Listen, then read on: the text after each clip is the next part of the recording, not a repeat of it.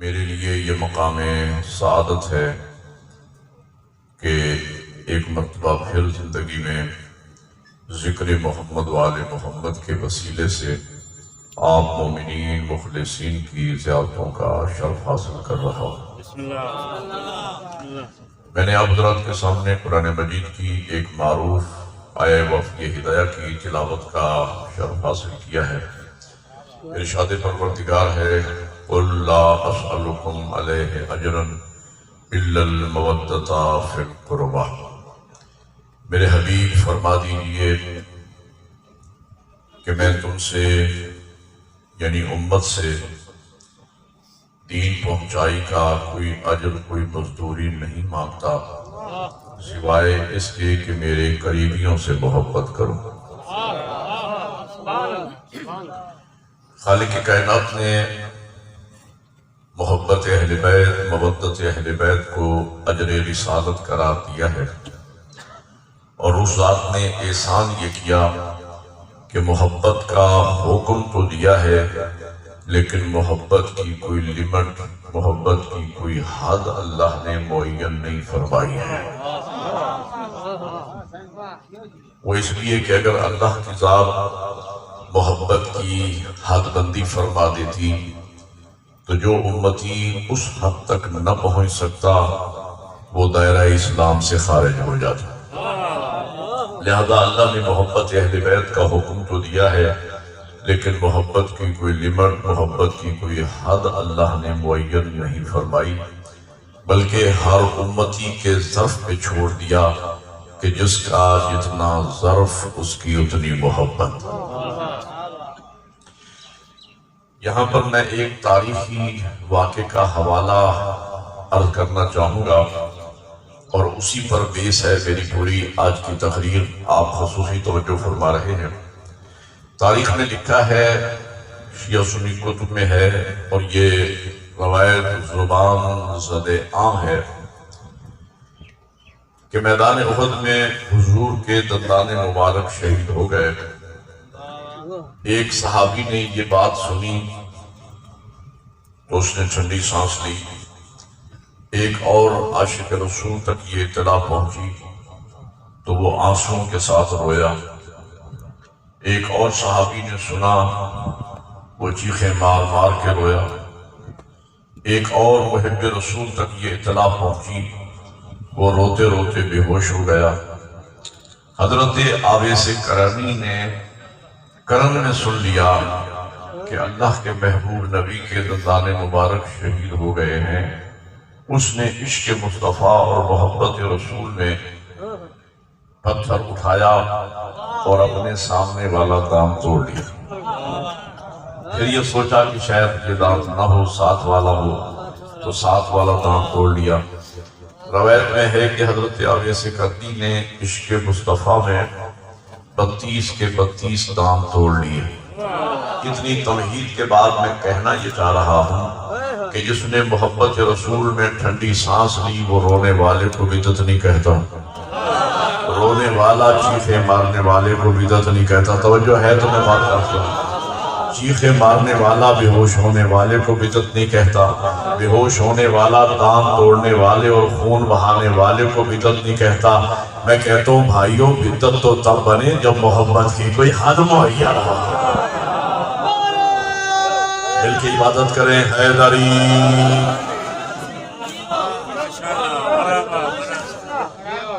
آپ میرا ساتھ دیں، آج میرا دل یہ چاہ رہا ہے ایک تاریخی مجلس آپ کو سناؤں، ساتھ آپ نے دینا ہے۔ میرے قبلہ جیسے ہی محرم الحرام کا چاند طلوع ہوتا ہے،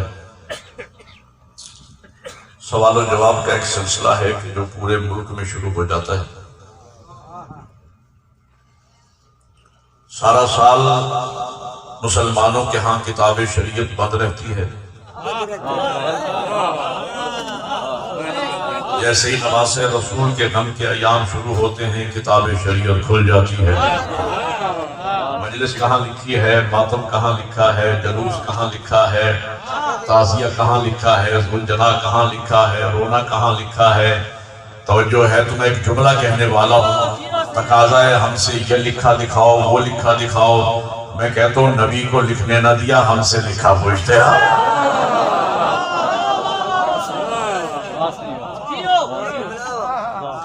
آج میرا دل یہ چاہتا ہے، آپ متوجہ ہیں اور ایک کثیر اجتماع ہے، میں چاہ رہا ہوں کہ آج کی اس مجلس میں مجلس ماتم، گریہ، جلوس، تعزیہ، علم، سلجنا، پوری عزاداری میں قرآن سے دکھانا چاہ رہا ہوں. 4-5 منٹ انتہائی اہم ہیں، آپ توجہ فرمائیں گے تو پوری تقریر سمجھ میں آئے گی. میرے بزرگ ویسے ہی مجھ سے بہتر جانتے ہیں، جوان سر اٹھا کے بیٹھے ہوئے. قرآن سے میں نے عزاداری ثابت کرنا ہے، ایک ایک چیز قرآن سے دکھانے لگا. لیکن ایک بات سمجھنا انتہائی ضروری ہے کہ قرآن ہے سب سے بڑے کا کلام. سب سے بڑا کون ہے؟ ہمارا خالق و مالک. سب سے بڑا وہ ہے جو 14 کا خالق ہے. سب سے بڑا وہ ہے جسے علی سجدہ کرے، جس کے سامنے 14 جھک جائے، وہ سب سے بڑا ہے ہمارا خالق و مالک. ایک بات پلے باندھ کے جانا، یاد رکھنا، جو بڑا ہوتا ہے وہ فائل طے نہیں کرتا، جزیات طے نہیں کرتا. بڑے کا کام حکم جاری کرنا ہوتا ہے، بڑا اپروول دیتا ہے، بڑا سگنیچر کرتا ہے. فائل طے کرنا بڑے کا کام نہیں. میں مثال دوں گا تو عزیز نوجوان بھی سمجھ جائیں گے. صدر اور وزیر اعظم کا کام فائل طے کرنا نہیں ہوتا. فائل طے کرنے کے لیے پورا سیکریٹریٹ ہوتا ہے.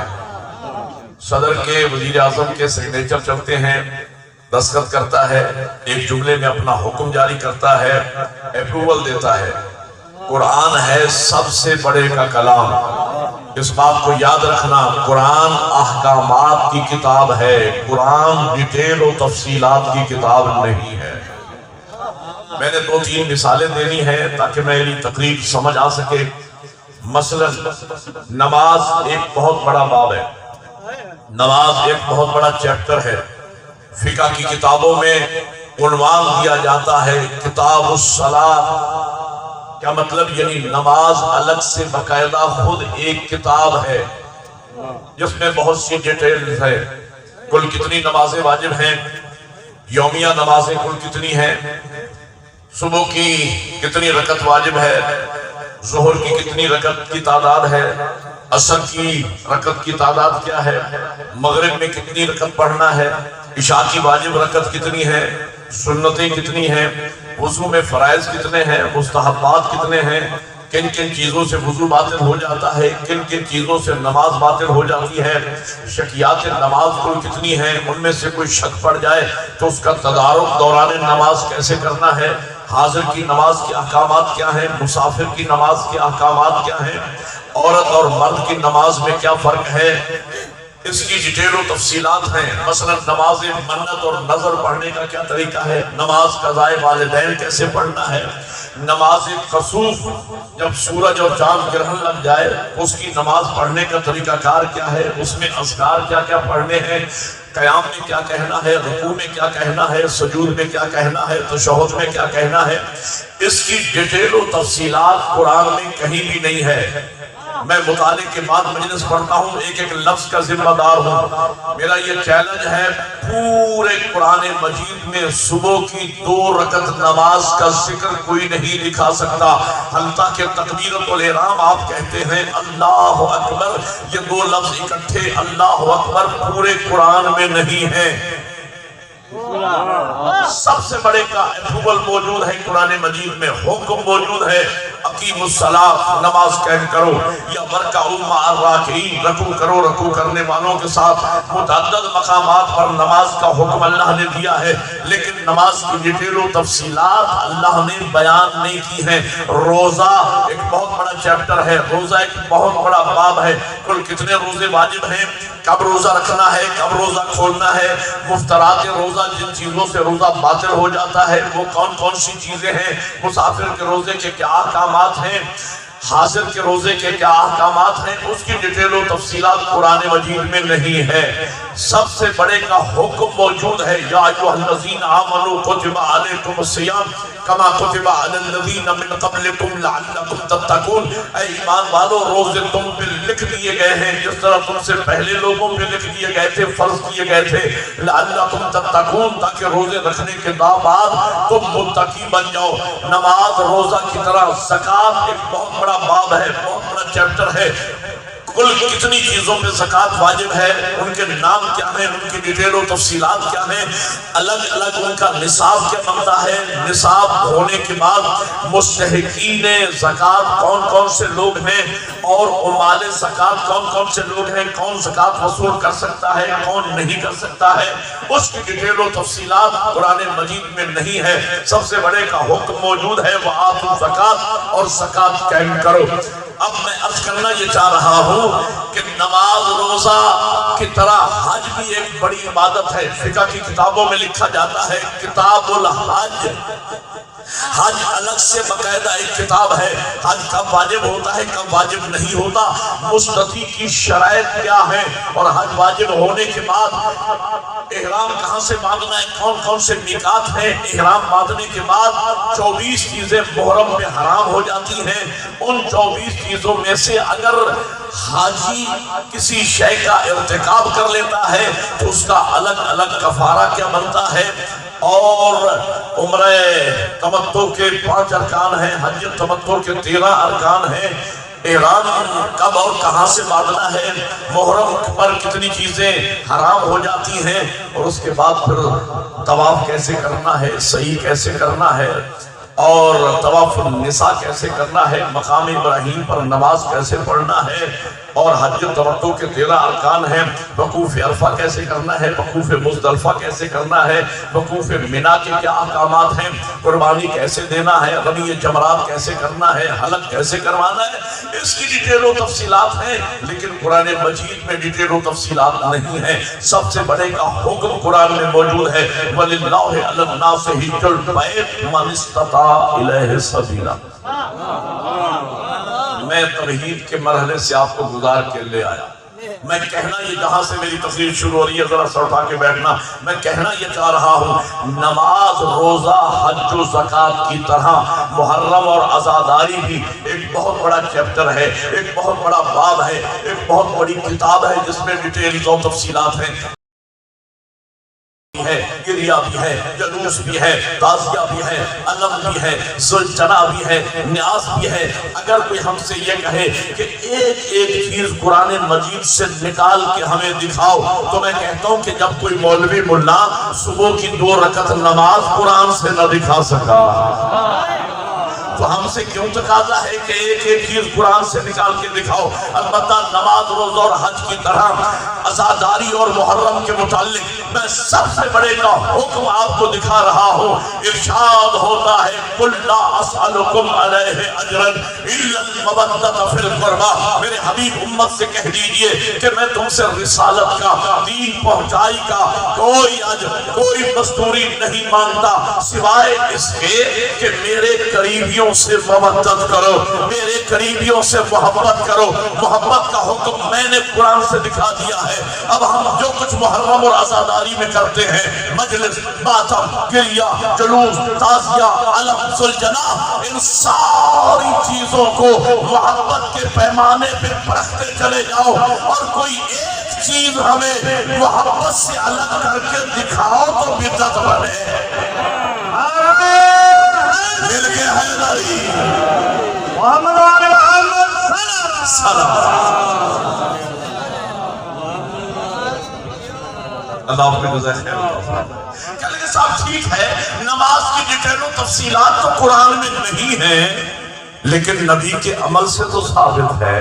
حضور نے 23 سال میں نماز امت کے سامنے باقاعدہ پڑھ کے دکھائی.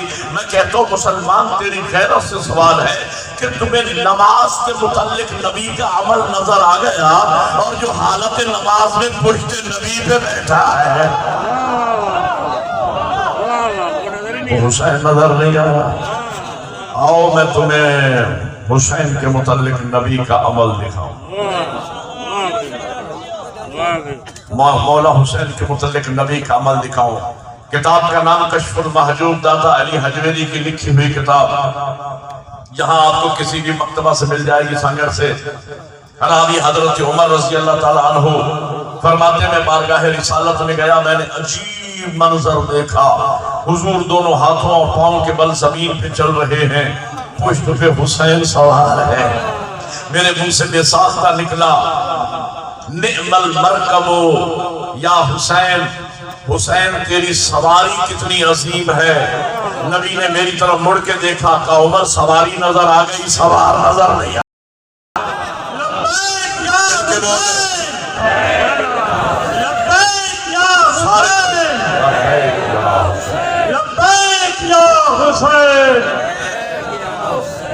مل کے نعرہ حیدری۔ حضرت عمر رضی اللہ تعالیٰ عنہ نے لفظ مرکب استعمال کیا۔ عربی جاننے والے لوگ بیٹھے ہیں، مرکز عربی میں گھوڑے کے لیے استعمال ہوا ہے۔ دوسرے لفظوں میں مجھے کہنے دیجئے کہ حضور مولا حسین کی سواری کی شبیہ بنے۔ ہم عرض کریں گے یا رسول اللہ آپ حسین کے مرکب کیوں بنے، سواری کی شبیہ کیوں بنے؟ حضور فرمائیں گے حکیم کا کوئی عمل حکمت سے خالی نہیں ہوتا۔ میری نگاہ غیب دیکھ رہی ہے، ایک زمانہ آنے والا ہے، عاشقان حسین میرے بیٹے حسین کے محب اور عاشقان میرے بیٹے حسین کی سواری کی شبیہ بنائیں گے۔ میں ان کی سواری کی شبیہ بن کے جا رہا ہوں تاکہ لوگ اسے بدعت نہ کہیں، میری سنت ہے۔ مل کے عبادت کرو حیدری۔ اچھا اعتراض کیا جاتا ہے میاں عاشور کا دن ہوتا ہے، 40 کا جلوس ہوتا ہے، پڑھے لکھے لوگ ہوتے ہیں، اس میں علماء بھی ہیں، ڈاکٹر بھی ہیں، انجینئر بھی ہیں، پڑھے لکھے لوگ ہوتے ہیں۔ جلوس جا رہا ہوتا ہے، بیچ میں گھوڑا جا رہا ہے، جانور کا جلوس سے میاں کیا تعلق؟ میں کہتا ہوں بھائیو تمہیں عاشور کے جلوس میں گھوڑا نظر آ گیا، 10 ذی الحج کو مینا میں اونٹ نظر نہیں آیا، تو بولا یار حاجی بیٹھے ہوں گے میری بات کی گواہی دینا، 2 دفعہ مجھے بھی اللہ نے سعادت بخشی ہے۔ میں نے تو دیکھا احرام باندھے ہوئے حجاج کرام جا رہے ہیں، بیچ میں اونٹ بھی چل رہے ہیں، دمبے بھی چل رہے ہیں۔ ہے کسی مسلمان میں جرأت کہ اس جانور کو کاروان اسلام سے نکالے؟ اگر کوئی مسلمان سوچے گا بھی صحیح، اس جانور کو کاروان اسلام سے نکالنے کے لیے سوچے گا بھی تو خود دائرہ اسلام سے نکل جائے گا۔ بھائی وہ جانور کاروان اسلام سے کیسے نکلے؟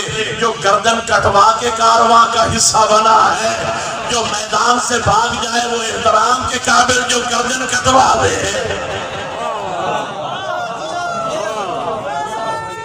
ایک نعرہ مل کے عبادت کرے، سارے بولے حیدری۔ کہہ لگے شیعہ جانور کا احترام کرتے ہیں۔ او بھائیوں جانور کا احترام اسلام سکھاتا ہے، جانور کا احترام قرآن سکھاتا ہے۔ ظلم یہ ہے کہ لوگ قرآن پڑھتے ضرور ہیں، قرآن سمجھتے نہیں۔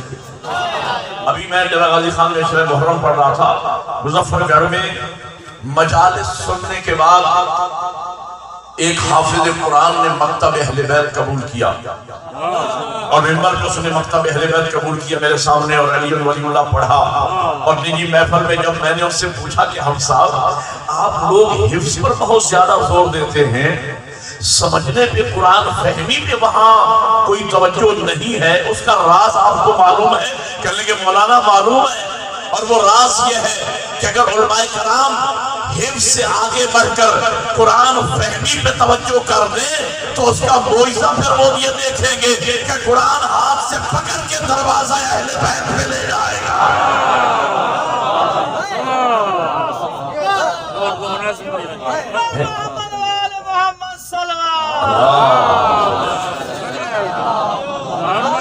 قرآن ایک ہی رات میں ختم کرنے کے لیے نہیں آیا، قرآن سمجھنے کے لیے آیا ہے، قرآن ہدایت کے لیے آیا ہے، یہ ہدی للناس ہے، لوگوں کی ہدایت کے لیے آیا ہے۔ قرآن اور اسلام کا فلسفہ جانور کے متعلق کیا ہے ذرا سر اٹھائیے گا۔ فلسفہ یہ ہے کہ جو جانور کسی اللہ والے کے نام کے ساتھ منسوب ہو گیا وہ جانور نگاہ توحید میں محترم ہو گیا۔ اب جو قرآن پڑھا کرتے ہو میری تائید کر کیجئے گا. حضرت صالح نبی کی اونٹنی نبی سے منسوب ہو گئی، نگاہ توحید میں محترم ہو گئی. حضرت اسماعیل پر قربان ہونے والا دمبا نبی سے منسوب ہو گیا، نگاہ توحید میں محترم ہو گیا. حد ہو گئی حضرت عزیر کا گدھا، قرآن میں ذکر ہے بھائی، نبی سے منسوب ہو گیا، قرآن نے اس کا ذکر کیا ہے. اس سے بھی حد ہو گئی اصحاب کاف کا کتا. آخری حلالی تک سلطانہ ایک تاریخی جملہ سے ہمیں آ گیا ہے، آپ کو سناتا چلوں. بات تاریخی ہو تو نعرہ بھی اپنی شان کے مطابق تاریخی لگا دینا، لیکن میری بات مکمل ہونے کے بعد اصحاب کاف کا کتا. اصحاب کاف نبی نہیں تھے، معصوم نہیں تھے، اللہ والے تھے. لفظ اصحاب بتلاتا ہے وہ نبی کے صحابی تھے، سچے تھے. سچوں کے پیچھے کتا ہو لیا. کیا فرقوں کے علماء کہتے ہیں وہ کتا قیامت کے دن لباس بشری پہن کر جنت میں جائے گا. تو ایک اشارہ تو قرآن نے کر دیا نا کہ سچوں کے پیچھے لگ جانے والا ارے کتا ہی کیوں نہ ہو جہنم میں نہیں جاتا ہے. مل کے حیدری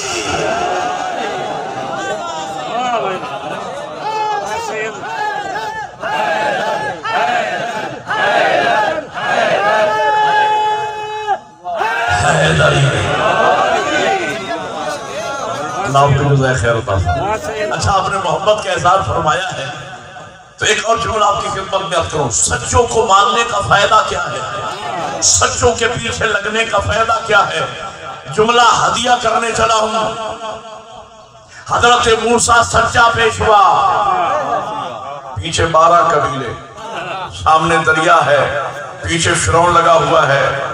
قرآن یہ کہتا ہے، قرآن کے یہ واقعات، ان واقعات کا ایک ایک حرف قیامت تک انسانیت کے لیے ہدایت ہے. میری طرف دیکھنا اور میری بات ضائع نہ ہونے دینا. ہدایت ہے ایک ایک لفظ، ایک ایک لفظ قرآن مجید کا. یہ جو واقعات قرآن میں انبیاء کے آئے ہیں یہ اس لیے نہیں آئے کہ اللہ یہ چاہتا تھا کہ قرآن ایک ضخیم کتاب بن جائے. نہ، ان تمام واقعات کا ایک ایک لفظ، ایک ایک حرف، میں آپ کی توجہ کا انتظار کر رہا ہوں. اب میری طرف دیکھیں تو میں جملہ عرض کروں. ایک ایک لفظ ہدایت ہے، ایک ایک لفظ ہدایت ہے. قرآن یہ کہتا ہے جب تک حضرت موسیٰ کا آخری ماننے والا دریائے نیل سے نکل نہیں گیا دریا نہیں ملا. میں جو سمجھے گا وہ بولے گا میرے ساتھ. اور جب تک آخری فرعونی دریا میں آ نہیں گیا دریا نہیں ملا. تو قرآن نے پیغام کیا دیا کہ سچا پیشوا اکیلا نجات نہیں پاتا، سارے ماننے والوں کو لے کے نکلتا ہے. اور جھوٹا پیشوا اکیلا نہیں ڈوبتا. پتہ نہیں آپ کیا سمجھ رہے ہیں. ایک نعرہ مل کے عبادت کرو سارے، بولا حیدری. سارے جھوٹوں کو لے کے ڈوبتا ہے. اب سلطانہ آج لوگ وہ اس سے پوچھتے ہیں ارے آپ کا 12واں امام ابھی تک کیوں نہیں آیا؟ آپ کا یہ دعویٰ ہے ہمارا 12واں امام آئے گا. دشمنوں نے اہل بیت سے، دشمنوں نے تشیع سے، دشمنوں نے عزاداری سے، دشمنوں نے سیدہ سے آ کے انتقام لے گا. ابھی تک کیوں نہیں آیا؟ ابھی تک کیوں نہیں آیا؟ میں کہتا ہوں میرا 12واں انتظار میں ہے. آخری یزیدی بھی پیدا ہو رہے، آخری حسینی بھی آ جائے. نکلے تو سب نکلے ڈوبے گا. نعرہ تکبیر، نعرہ تکبیر، نعرہ رسالت، یا رسول اللہ، نعرہ حیدری، محمد وآل محمد صلوات. توجہ ہے یہ نہیں. اچھا آپ نے محبت کے اظہار فرمایا. ایک جملہ اور بھی اضافہ کیے دیتا ہوں. حضرت موسیٰ سچا پیشوا، پیچھے 12 قبیلے، سامنے دریا ہے، پیچھے فرعون لگا ہوا ہے. قرآن یہ کہہ رہا ہے ایک سچا پیشوا موسیٰ 12 کے 12 قبیلوں کو نجات دلوا کے لے گیا. نہیں آپ غور ہی نہیں فرما رہے. تو جب ایک سچا پیشوا موسیٰ 12 قبیلوں کو نجات دلوا دے تو کیا قیامت کے دن 12 سچے مل کر ایک قوم کو نہ بخشوائیں گے؟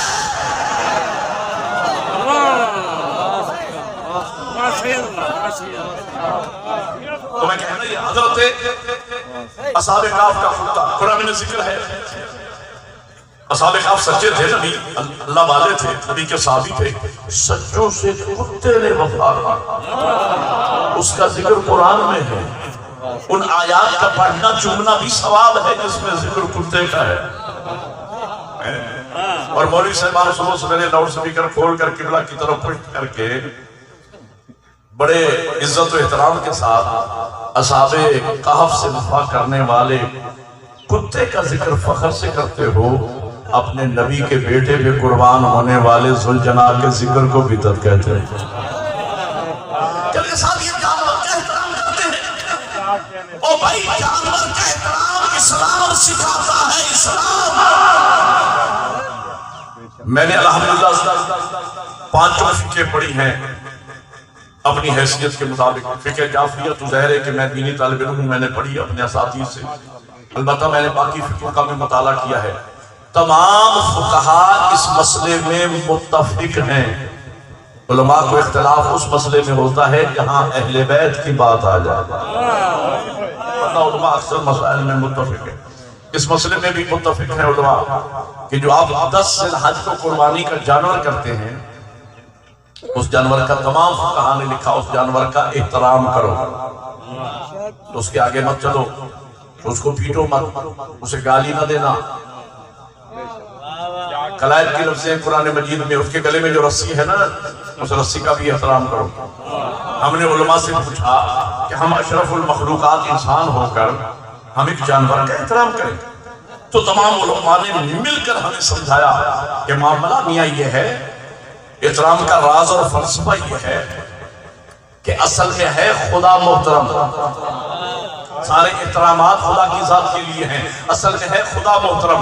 جناب اسماعیل ہوئے خدا پہ قربان تو اسماعیل محترم. وہ دمبا ہوا جناب اسماعیل پہ قربان تو وہ دمبا محترم. یہ جانور بنا اس دمبے کی نقل تو یہ جانور محترم. اس کے گلے میں پڑی رسی تو وہ رسی محترم. احترام توحید سے چل کے رسی تک پہنچا، رسی سے چل کے خدا تک پہنچا. اب سر اٹھانا اور میری بات سمجھنا، یہی دلیل میری بھی ہے. اصل میں خدا محترم. امام حسین ہوئے خدا پہ قربان تو حسین محترم. حسین ہوئے کربلا میں دفن تو کربلا محترم. کربلا میں بنا روزہ شبیر تو روزہ محترم.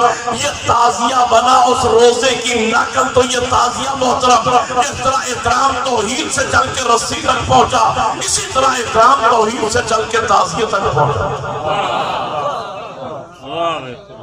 دیکھو مومنین، پیچھے بیٹھنا چاہیے، جہاں جگہ ملے وہاں بیٹھیں. دوران تقریر اس طرح آگے آنا مناسب نہیں ہے. جملہ میرا ضائع کر محمد و آل محمد صلوات. اور میں آپ کے چہرے دیکھ رہا ہوں، خطیب آدمی ہوں، میں چہرے دیکھ رہا ہوں. ہر آنے والے مومن کو آپ قبلہ شبیر رضا زیدی سمجھ کے دیکھ رہے ہیں.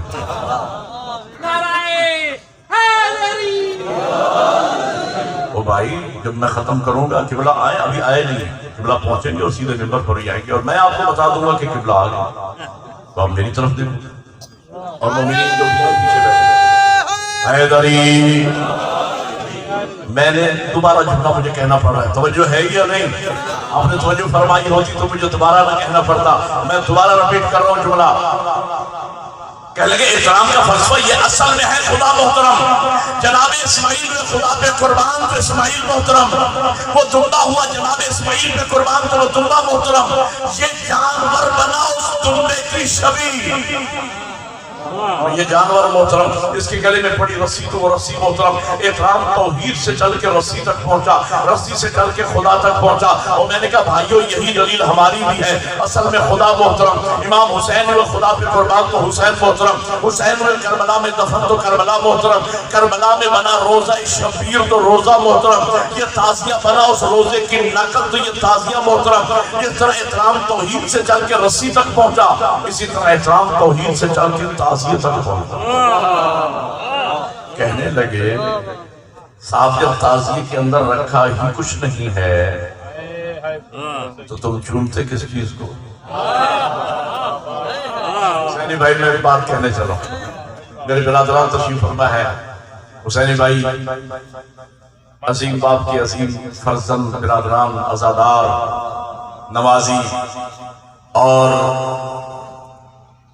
میں سمجھتا ہوں کہ سندھ میں جتنی مجالس الحمدللہ میں پڑھ رہا ہوں یہ شہید قیصر آل اللہ مقامہ مالک لمحہ میں لمحہ ان کے درجات بلند فرمائے یہ ان کی بدولت ہیں وہیں سے میرا تعارف ہوا زیادہ تر سندھ میں البتہ میں سب میں پہلے رہا لیکن یہ تعارف نہیں ہوا جو شہید کی برسی کے وسیلے سے ہوا ہے اور میں عرض یہ کرتا ہوں کہ جتنی مجالس اس کے بعد میں نے پڑھی لہرے ان کا ثواب مجالس کا بھی انہی کے نامہ اعمال میں جائے گا تو توجہ فرمائے تو میں جملہ ہدیہ کرنے چلا ہوں اللہ آپ کو جزائے خیر عطا فرمائے کہ لیکن جب تعزیت کے اندر رکھا ہی کچھ نہیں ہے تو آپ چومتے کس چیز کو ہو اور میں نے کہا شیعہ سنی دوستو مجھے بتاؤ آپ جو کعبہ کی طرف سجدہ کرتے ہو تو کیا کعبہ میں اللہ بیٹھا ہوا ہے بولو یار میرے کعبہ میں خدا بیٹھا ہوا او بھائی کعبہ کی نسبت ہے ذات توحید کے ساتھ رخ ہوتا ہے ہمارا قبلہ کی طرف سجدہ ذات توحید کو ہے اسی طرح منہ ہمارا تعزیے پہ ہے سلام عقیدت شہادت عظمیٰ کو ہے منہ ہمارا علم عباس پہ ہوتا ہے سلام عقیدت وفائے عباس کو ہے لگے یہ شیعہ مسلمان اچھے لوگ نہیں ہیں کیوں بھائی لگے یہ نواز رسول پہ آنسو بہاتے اچھا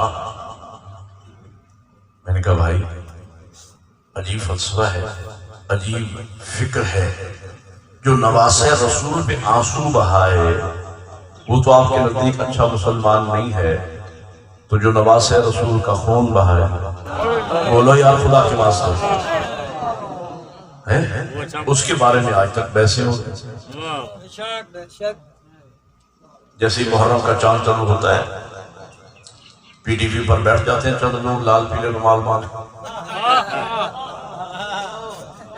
بحث ہو رہی ہے میاں یزید کو برا کہنا چاہیے یا نہیں تو کہتے ہیں امام مالک فرماتے ہیں کہ یزید پہ لعنت کرنا بھی جائز ہے اور یزید جائے گا بھی جہنم میں لیکن اکثر ائمۃ المسلمین کا کہنا ہے کہ میاں یزید کا معاملہ خدا پہ چھوڑ دینا چاہیے اب خدا کی مرضی ہے جنت میں لے جائے یا جہنم میں لے جائے اور اس پہ لعنت بھی نہیں کرنا چاہیے اور برا بھلا بھی نہیں کہنا چاہیے معاملہ خدا پہ چھوڑ دینا چاہیے میاں خدا کی مرضی ہے خدا یزید کو معاف کر دے یا ہو سکتا ہے اللہ یزید کو معاف کر دے ہمارے خطیب گزرے ہیں اللہ ان کے درجات بلند فرمائے علامہ عرفان حیدر آبادی مرحوم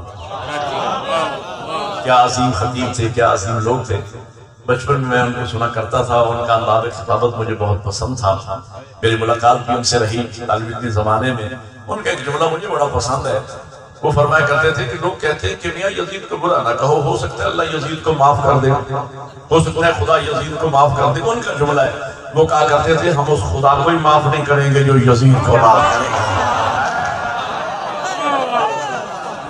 ہاں اس کے پیچھے لاجک ہے کہنے لگے ہم اس کو خدا مانتے ہی نہیں ہمارا خدا عادل ہے اس میں صفات ثبوتیہ پائے جاتے ہیں صفات سلبیہ نہیں پائے جاتے ہمارے خدا کی پہلی بنیادی صفت یہ ہے کہ اللہ عادل ہے بھائی میں کرے کور نباشد اگر خدا یزید کو معاف کر دے تو معاف کر کے کہاں لے جائے گا جنت میں کون سی جنت میں جس کا سردار حسین ہے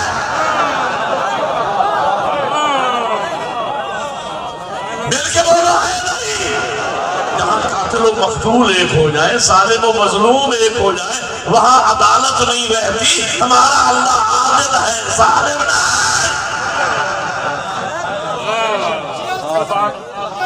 لیکن مسئلہ خدا یزید کو معاف کر دے آپ کو کیا تکلیف ہے ہو سکتا ہے اللہ خدا میں نے کہا بھائی اللہ تو یزید کو معاف کرے گا نہیں البتہ تمہیں میرا مشورہ یہ ہے قیامت کے دن جہاں یزید جائے تم بھی ساتھ چلے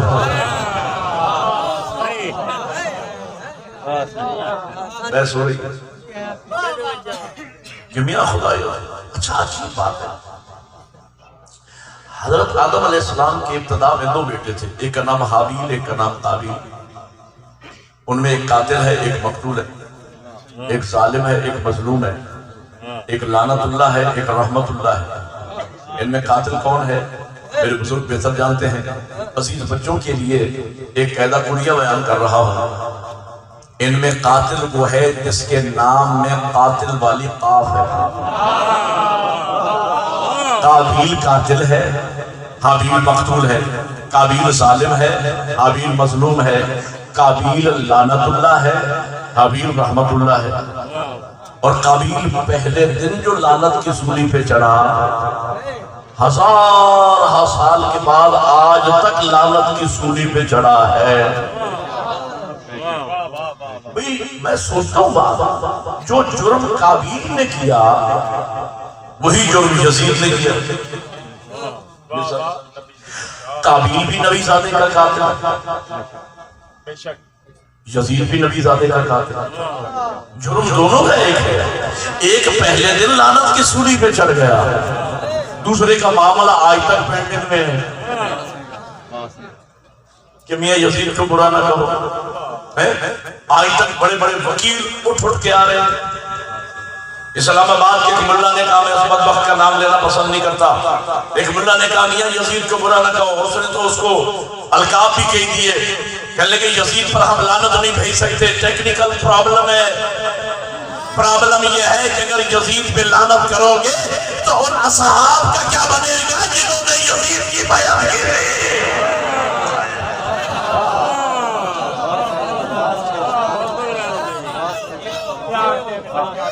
توجہ ہے یا نہیں؟ اس مسئلے کو اہل سنت کے عالم دین جو دیوبندی مسلک سے تعلق رکھتا ہے، اہل سنت ہے، دیوبندی ہے، لیکن حسینی دیوبندی ہے۔ ہاں برادران اہل سنت میں حسینیوں کی اکثریت ہے۔ ڈاکٹر طاہر القادری حسینی اہل سنت ہے، اور دیوبندیوں میں طارق جمیل صاحب حسینی دیوبندی ہے، جن کا جملہ وائرل ہوا سوشل میڈیا پر۔ وہ فرماتے ہیں کہ میں کئی مرتبہ روزہ رسول پہ گیا، ہر مرتبہ جا کر میں نے ایک ہی دعا مانگی، یا رسول اللہ قیامت کے دن مجھے مولا حسین کے میراثیوں میں شمار کرنا۔ مجلس پڑھتے ہیں، گھریا کرتے ہیں، دیوبندی ہے، حسینی دیوبندی، یزید پہ لعنت بھیجتا ہے، مولا حسین پہ درود بھیجتا ہے، دیوبندی ہے، حسینی دیوبندی۔ اور ایک اور عالم دین پچھلی صدی کی شخصیت ہے سید ابو العالی مودودی، جماعت اسلامی کے بانی، دیوبندی مسلک ہے لیکن حسینی ہے، یزیدی نہیں ہے، یزیدیت سے تعلق نہیں ہے، حسینی ہے۔ کیا خوبصورت بات کہی۔ ان سے کسی نے پوچھا تھا کہ حضور یہ فرمائے کہ جب اصحاب نے، اس دور کے اصحاب نے جب یزید کی بیعت کر لی تھی تو امام حسین نواسہ رسول نے بیعت کیوں نہیں کی؟ اس حسینی دیوبندی نے پلٹ کے جواب دیا کہ میں تم سے پوچھتا ہوں، مجھے بتاؤ کہ جب نواسہ رسول نے بیعت نہیں کی تو اصحاب نے بیعت کیوں کی؟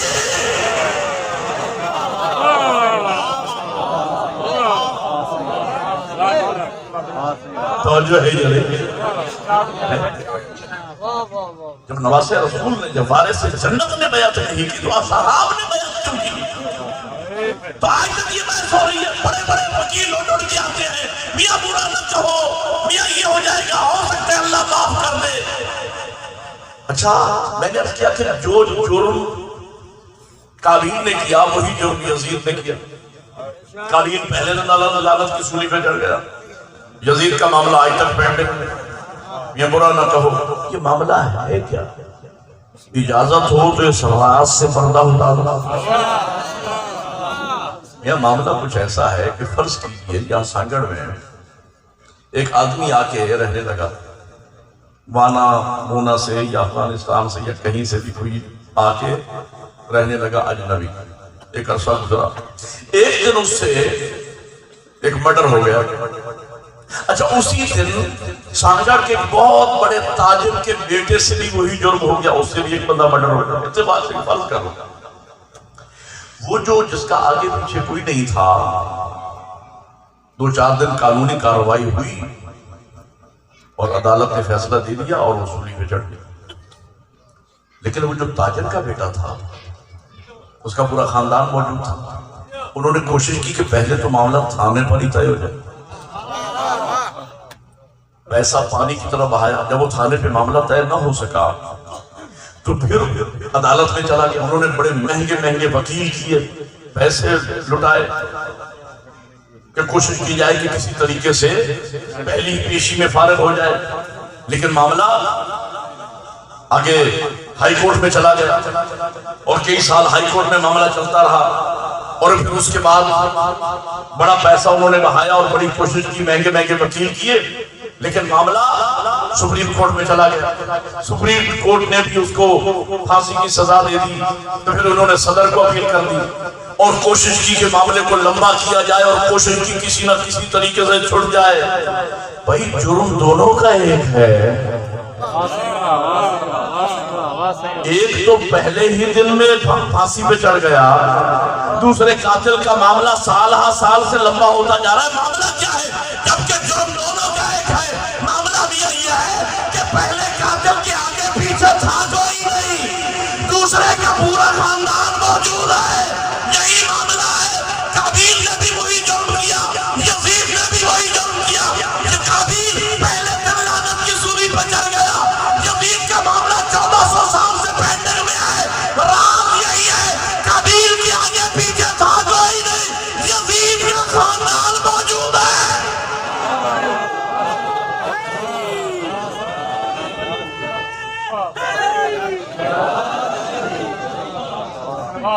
توجہ ہے یا نہیں؟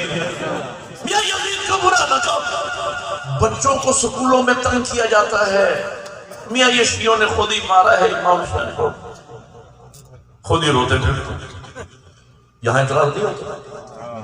بولو یار، ہاں سب کے اچھے لوگ ہیں، ممکن یہاں اعتراض نہ کرتے ہوں، لیکن میں پورا ملک بنام حسین گھومتا رہتا ہوں، میں تو سنتا ہوں میاں یہ شیعوں نے خود ہی امام حسین علیہ السلام کو مارا ہے، اب خود ہی روتے پھرتے۔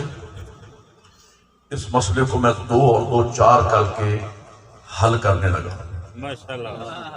اس مجمع کی حد تک یہ مسئلہ آج طے ہو جائے گا، لیکن بڑے تحمل سے کے ساتھ میرے سوالوں کا جواب آپ نے دینا ہے۔ مجھے بتاؤ امام حسین علیہ السلام کا قاتل کون ہے؟ وہ عزاداری کا یہی مقصد ہے، جلوسوں کا یہی مقصد ہے، چوکوں میں جا کے جو ہم مجالس پڑھتے ہیں اس کا یہی مشن ہے کہ ہم بتائیں کہ یزید کا جرم کیا تھا۔ توجہ ہے یا نہیں؟ حسین کون تھے، یزید کون تھا، یہی مشن ہے نا مجالس کا۔ تو بولو میرے ساتھ، میں آپ سے پوچھ رہا ہوں، مجھے بتاؤ مولا حسین کا قاتل کون ہے؟ ہاں یہ شبر خولی کے تو کرائے کے لوگ تھے، اصل تو یزید ہے، مارا تھا یزید نے، یہ کہتے ہیں شیعوں نے مارا۔ بولو قاتل ہے یزید، یہ کہتے ہیں شیعوں نے مارا کس نے تھا؟ بولو گے تو مسئلہ حل ہوگا۔ مارا کس نے تھا؟ یزید نے، یہ کیا کہتے ہیں؟ شیعوں نے مارا۔ تو سورہ کبرا ملا کے نتیجہ کیا نکلا بقول ان کے؟ پھر یزید شیعہ ہوا، پھر وہ ہمارا ہوا، پھر ہماری مرضی ہے ہم یزید کو 7 پشت اوپر سے لعنت شروع کریں یا نیچے سے۔ لیکن جیسے ہی ہم یزید پہ لعنت کرتے ہیں کچھ لوگوں کو تکلیف ہوتی ہے، ان کی تکلیف نے بتلایا یزید ہمارا نہیں ان کا لگتا ہے۔ ہمارے نزدیک یزید کل بھی واجب اللعنت تھا۔ مل کے بولو یزیدیت، یزیدیت، یزیدیت، حسینیت، حسینیت، حسینیت، نعرہ حیدری۔ اچھا اس سے بھی آسان طریقے سے مسئلہ حل کرنے لگا، 2 اور 2 4 1.5 گھنٹے کے بعد 1.5 منٹ میں کہنے لگا یزید کا معاملہ کیا ہے؟ میاں کچھ نہ کہو، میاں ہو سکتا ہے یزید، اللہ یزید کو مارا۔ 2 بندے آپس میں لڑ پڑے۔ پھر صاحب میں موضوعاتی گفتگو کرتا ہوں، جس موضوع کو لے کے چلتا ہوں پھر اسی پہ بات رکھتا ہوں۔ آج یہ بحث ہوگی، دو بندے آپس میں لڑ پڑے، ایک نے دوسرے کو کوسا، اللہ کرے تم مار جائے، ہوتا ہے نا لڑائی میں، لڑائی ہو پڑی، دو بندے لڑ پڑے، ایک نے دوسرے کو کوسا، اللہ کرے تم مار جائے، دوسرا بندہ سیانہ آدمی تھا، سکڑ سمجھدار، اس نے کہا تو میرا پروردگار، تو بولو یار جی نے سمجھ آ رہی میری بات، تو میرا کہ تو کہے گا اور میں مر جاؤں گا، نہ، جو 4 دن اللہ نے زندگی لکھی ہے نا وہ مجھے زندہ رہنا ہے، تیرے کہنے سے میں مروں گا نہیں، لیکن تیرا اتنا کہنے سے کم از کم مجھے آج تیرے دل کا ارادہ پتا چل گیا ہے کہ تو چاہتا ہے کہ میں مر جاؤں۔ میں کہتا ہوں ناسبیوں کے کہنے سے یزید بخشا تو نہیں جائے گا، اتنا کہنے سے ان کے مذہب کا تو پتا چل گیا۔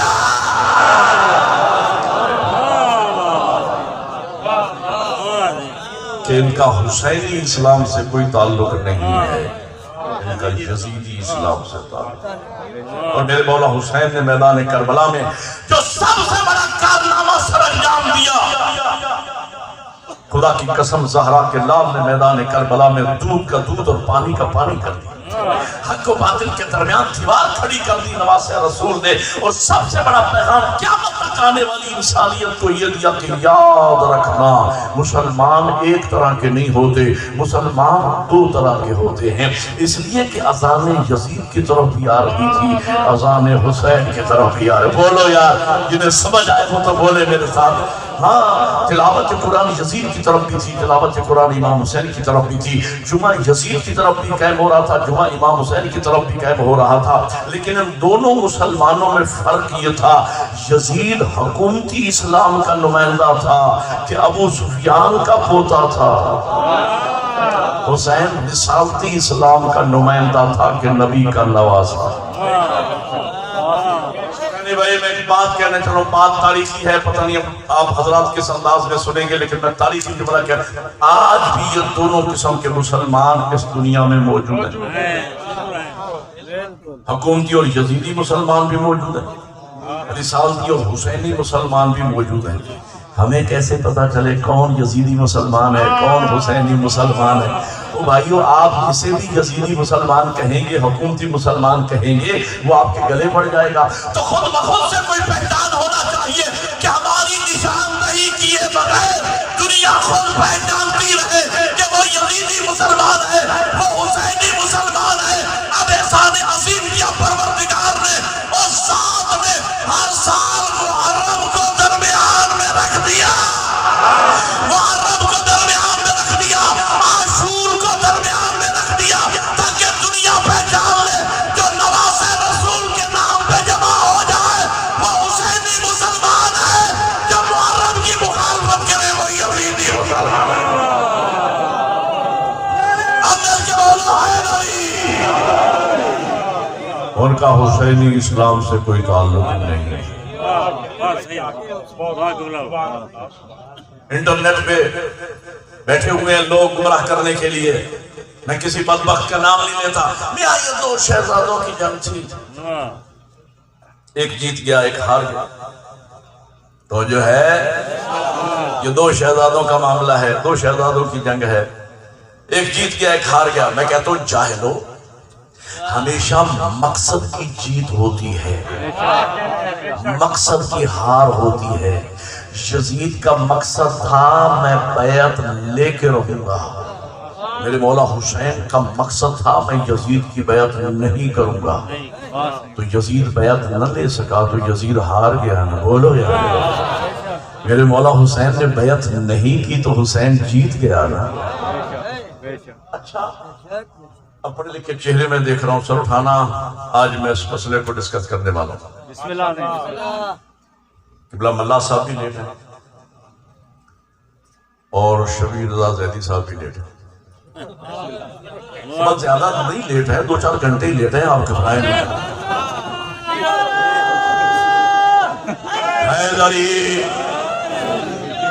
جو فرمانے جیسے ہی ان کا ظہور ہوگا تو میں ممبر ان کے حوالے کر دوں گا، لیکن جب تک وہ آتے ہیں ظاہر ہے میں بانی مجلس ہوں۔ وہ حدیث میں بھی ہے نا کہ مہمان 3 دن تک مہمان ہوتا ہے، چوتھے دن وہ مہمان نہیں رہتا، وہ گھر کا فرد شمار ہوتا ہے۔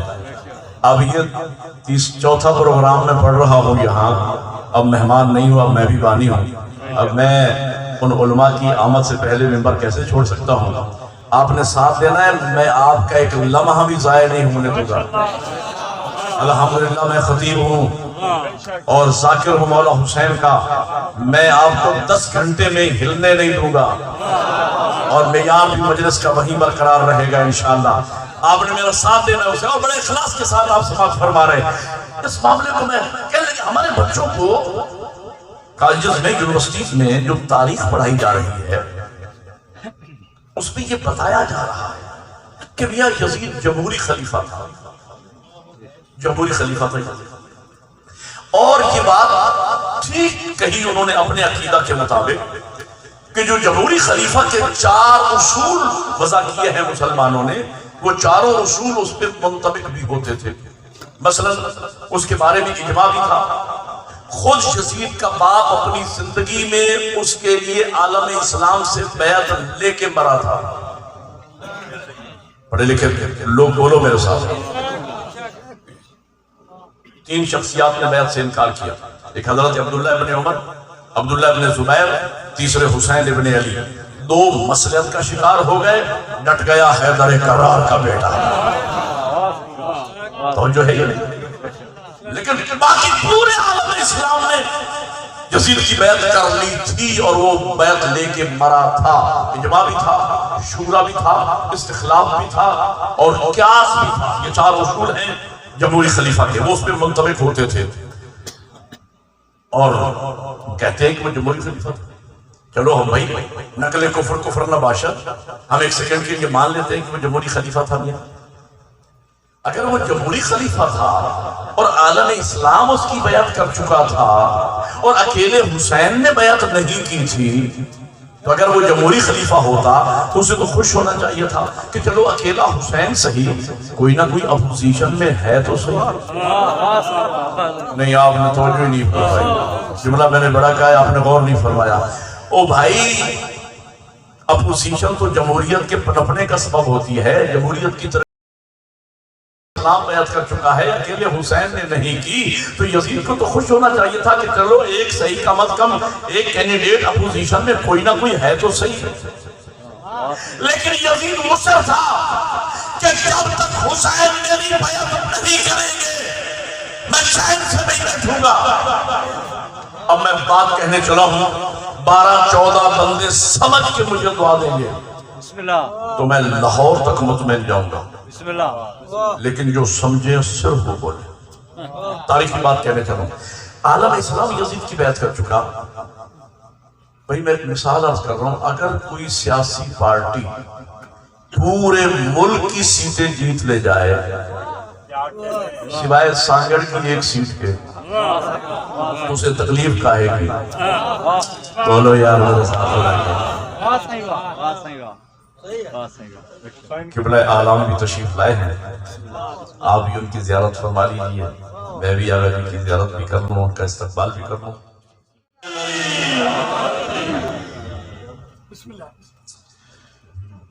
میں نے آپ کے انتظار میں نیت تو کی تھی 4 گھنٹوں کی، آپ جلدی تشریف لے آئے ہیں، الحمدللہ ظاہر نصیب۔ میں نے کہا تھا کہ جملہ کا جب تک نہیں آتے میں بیٹھوں، جملہ تشریف لائے، اب میں خلاصہ کروں گا باتوں کا، اور میں موضوع کو سمیٹنے لگا۔ اگر یزید جمہوری خلیفہ تھا، عالم اسلام یزید کی بیعت کر چکا تھا، اکیلے حسین نے نہیں کی تھی، تو اس کو تکلیف کاہے گی؟ میں نے مثال دی، اگر ایک پارٹی پورے ملک کی قومی صوبائی ساری سیٹیں جیت لے جائے سوائے سانگڑ کی 1 سیٹ کے، تو اسے تکلیف کیا ہے بھائی؟ بولنا یار اگر میری بات سمجھ آئے۔ تو جب پورا عالم اسلام اور یزید کا باپ قبلہ آغا تشریف لائے ہیں، اب میرے لیے یہ لاکھوں کا مجمع قبلہ کی شخصیت آپ جانتے ہیں، تو قبلہ کی موجودگی میں بڑی ذمہ داری سے بات عرض کر رہا ہوں۔ جب عالم اسلام بیعت کر چکا اور اس کا باپ بیعت لے کے مرا، اکیلے حسین نے نہیں کی، اس کو تو خوش ہونا چاہیے تھا اگر وہ جمہوری خلیفہ ہوتا کہ چلو ایک صحیح کم از کم اپوزیشن ہے تو صحیح۔ لیکن یزید، اب بات علامہ اظہر حسن زیدی صاحب قبلہ فرمایا کرتے تھے، بیٹا جس بات میں زور ہو نا اس پہ زور نہیں لگانا پڑتا. اب پتہ نہیں کچھ لوگ کس خیال میں بیٹھے ہیں. اس بات میں زور ہی اتنا ہے کہ مجھے زور لگانے کی ضرورت نہیں پڑے گی. عالم اسلام بیعت کر چکا لیکن یزید مصر تھا. جب تک حسین میری بیعت نہیں کریں گے میں چین سے نہیں بیٹھوں گا. جملہ سمجھ کے بولنا. میں کہتا ہوں کسی ایرے غیرے کی کوئی حیثیت ہی نہیں. خود یزید کی نگاہ میں حسین عالم اسلام سے وزنی ہے. اللہ اس کو جزائے خیر عطا. خود یزید کی نگاہ میں حسین، یزید کی نگاہ میں بھی پورا عالم اسلام اس کے لیے کچرے کی حیثیت رکھتا تھا. یزید کی نگاہ میں بھی اگر کوئی مقام تھا تو وہ زہرا کے بیٹے کا تھا. جب تک حسین میری بیعت نہیں کریں گے میں چین سے نہیں بیٹھوں گا. آج آقا جی کی موجودگی میں ان سے دعا لینے کے لیے میں 2-3 جملے بیعت کے حوالے سے عرض کرنا چاہتا ہوں. آپ نے علماء بزرگان سے بیعت سنا. آج ایک طالب علم سے 5-7 منٹ میں سنیے گا کہ معاملہ بیعت ہے کیا.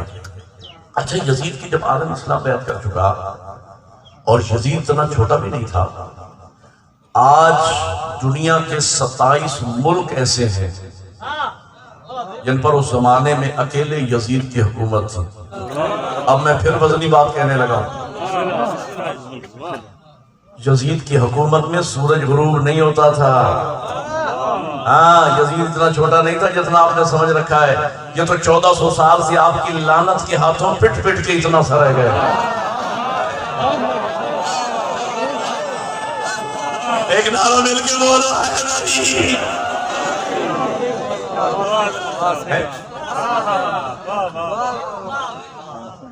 تو معاملہ کیا ہے بھئی؟ اتنا ضد کیوں ہے کہ جب تک حسین میں اصل یہ ملعون جانتا تھا آخری حلالی موانی تک سب اٹھانا.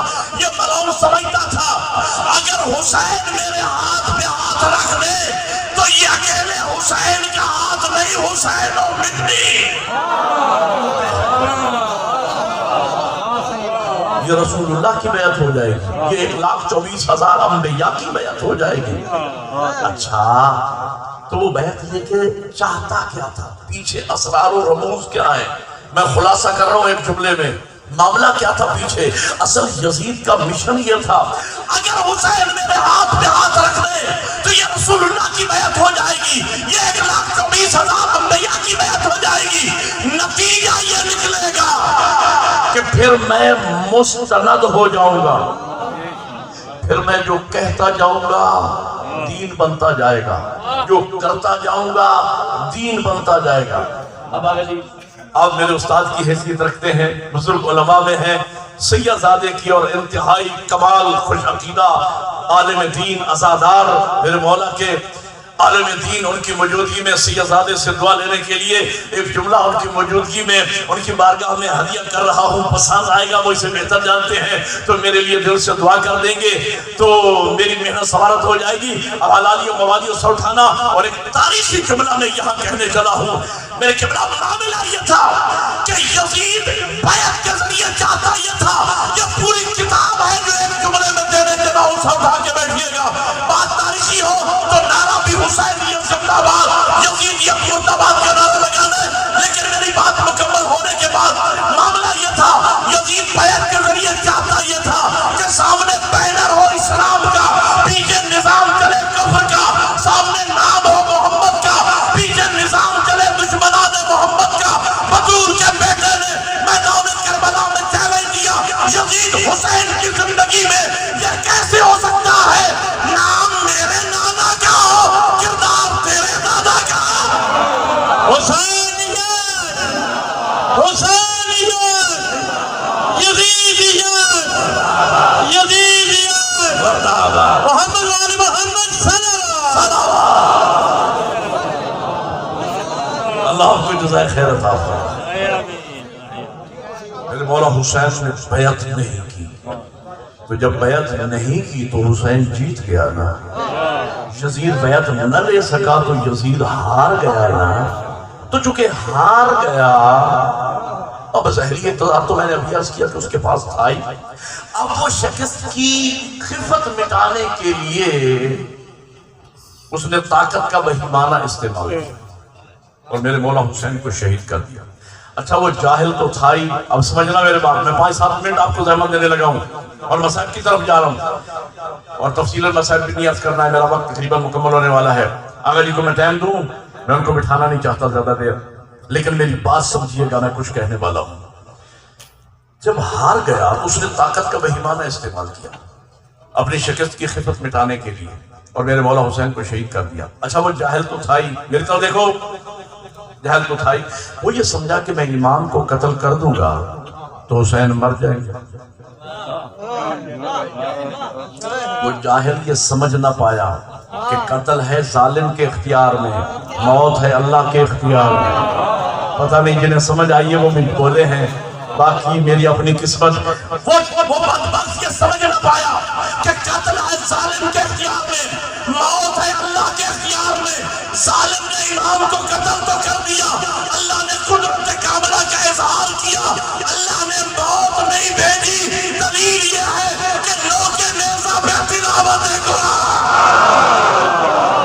اب بولو حسینیت, حسینیت, یزیدیت, یزیدیت, نعرہ حیدری.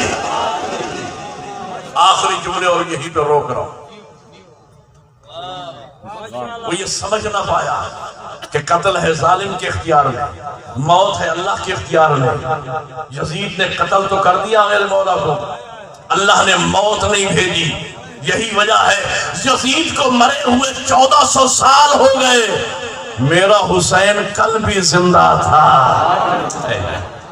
آج بھی زندہ ہے. میرا حسین جیت گیا. سندھ کا صادق شیعہ, ماتمی ازادار, اگر میں مولا حسین کی جیت آپ کو یہیں ممبر پہ دکھا دوں, بولو یار, دعا کرو, پھر تو دعا کرو گے نا. ماتمی ازادار سر اٹھائیں. میں مولا حسین کی جیت یہی ممبر پہ دکھانے چلا ہوں. میرا حسین جیت گیا, یزید ہار گیا. اور ایک جملے میں خلاصہ کر رہا ہوں, بھائیو یاد رکھنا, جو پارٹی الیکشن جیت جاتی ہے چوکوں میں جلوس وہی لے کے آتی ہے, اور جو پارٹی الیکشن ہار جاتی ہے وہ شام کو گھروں میں منہ چھپائے پھرتے ہیں. لوگوں میرا حسین جیت گیا, حسین کے جلوس دیکھ لو. یزید ہار گیا, آج بھی یزیدی عاشور کے دن قبرستانوں میں منہ چھپائے